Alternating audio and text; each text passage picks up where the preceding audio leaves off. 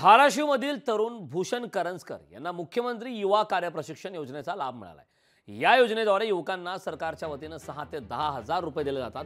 कौशल्य रोजगार उद्योजकता आणि नाविन्यता विभागाकडून ही योजना राबवण्यात येत असून याद्वारे बेरोजगार युवकांना मोठा लाभ होईल असं मत युवकांनी व्यक्त केलं। मुख्यमंत्री युवा कार्य प्रशिक्षण योजना ही एकदम अत्यंत अशी चांगली योजना आहे।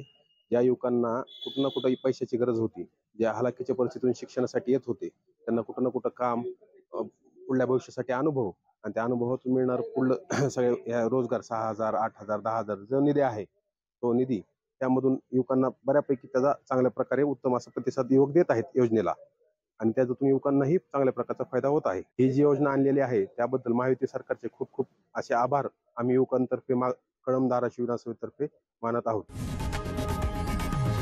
लोकशाही मराठी ऐका, पहा, जागरूक रहा।